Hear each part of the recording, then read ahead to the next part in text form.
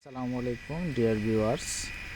একটি ম্যাট ফাউন্ডেশনের কাজ চলমান। এখানে ম্যাটের পূর্ণাঙ্গ প্রস্তুতি নেওয়া হচ্ছে। ম্যাট ফাউন্ডেশনের যাবতীয় রেইনফোর্সমেন্টগুলো প্লেসমেন্ট করা হয়েছে according to the design and drawing. Properly all reinforcement placed.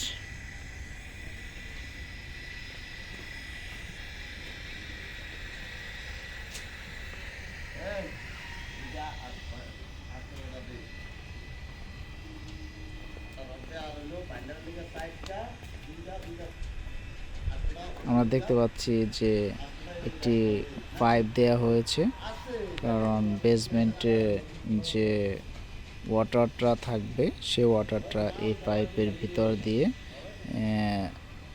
চলে যাবে একদম চক ফিটে, একদম শেষ প্রান্তে।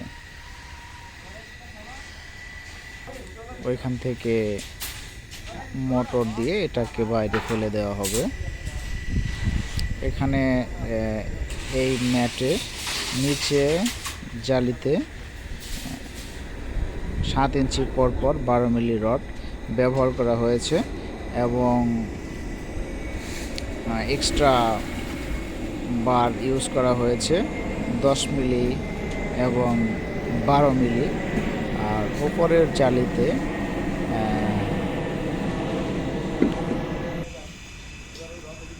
উপরের জালিতে 4 ইঞ্চি পরপর রেইনফোর্সমেন্ট 12 মিলি রেইনফোর্সমেন্ট ইউজ করা হয়েছে।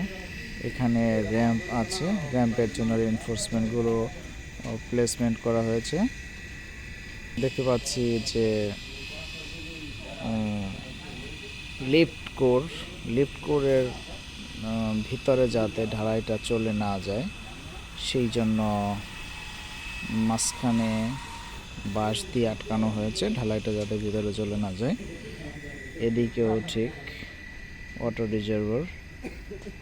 ওয়াটার রিজার্ভারের ইনসাইডে যাতে ঢালাইটা না যায় সেজন্য বাঁশ দিয়ে আটকে দেওয়া হয়েছে।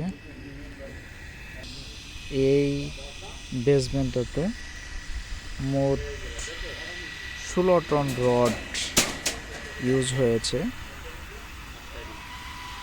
এই বেসমেন্টটাতে প্রায় 15 লক্ষ টাকার রেডিমিক্স ঢালাই লাগবে এবং রড ইউজ করা হয়েছে 15 টন।